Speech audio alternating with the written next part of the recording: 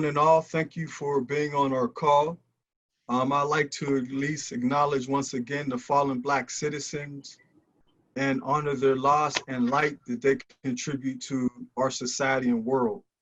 On behalf of the Pittsburgh Foundation, the ForbesFunds board, our extended philanthropic family of supporters, and of course the staff of the ForbesFunds, we pray that you and your families are safe, healthy, and whole. As we enter week 12 of our COVID-19 era, cities around the country, approximately 74% of U.S. citizens review George Floyd's death as a racial justice issue.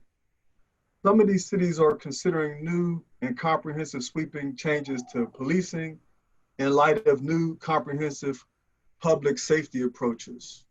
Recently, Councilman Reverend Ricky Burgess and Danny Lavelle introduced legislation in the city of Pittsburgh to recognize racism as a public health issue.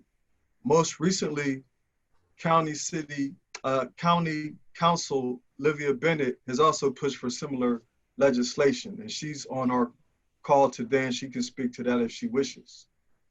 For the past 36 years, I've lived my life in service to the citizens of Pittsburgh.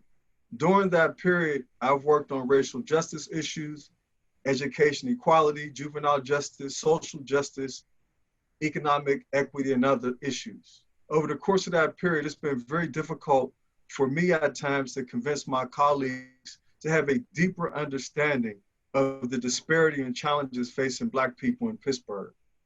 Over the weekend, Reverend Sylvia Sumter said, when you refuse to acknowledge another's story, another's narrative, another's experience, another's pain, then you have a false sense of compassion. For the past 29 months, the ForbesFunds has pivoted to honor its 37-year history in the nonprofit sector, focusing on capacity building and advocacy work. Our new pivot encompasses using that framework to launch into a multi-system approach where we're looking at the development of many ecosystems to support the unique needs of every diverse society in our region. The launch of our catalytic community cohorts model in conjunction with GPMP, EIR, and our MAGS program has provided a very comprehensive systems approach for the ForbesFunds. Over this past period, we've increased our grant making by over 400%. For our first 100 days, I spent my time listening to community residents, stakeholders, and nonprofit leaders over 27 months ago to really understand how we can better serve the sector. As a result of that work, we revived the ForbesFunds Advisory Council, which was comprised of over 200 new members that represent a cross-sector of leaders that support 15 subcommittees that provide the pulse of the region to the ForbesFunds. In 2018, we launched a partnership with the London School of Systems Change to explore how an intermediary can support comprehensive grant making. In 2018, we worked closely with the mayor in the city of Pittsburgh so that the city of Pittsburgh could become the second U.S. city to adopt the United Nations Sustainable Development Goals in 2019. Also in 2019, we partnered with Nora Basin from the International Basin Institute to launch the Warm Data Labs in the city of Pittsburgh. That launching allowed us to train over 30 Warm Data Lab specialists. We're the only U.S. city with that designation. In 2020, the ForbesFunds launched the ForbesFunds University, focused on creating transformational leaders within the nonprofit sector that allow us to do one of three things: provide college credits, CEUs, or certifications.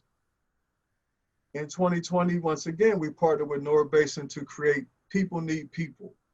This was a direct reflection of the impact of COVID-19 to address social isolation and social distancing. These programs have allowed us to work with and host over 40 forums in 5 communities in the city of Pittsburgh and go deeper into those communities in 2-hour forum sessions to really analyze and understand the challenges the sector is having on a day-to-day basis. Over the past several weeks, the ForbesFunds has hosted 472 Zoom meetings and have interfaced with 7,654 organizational leaders, practitioners, and stakeholders.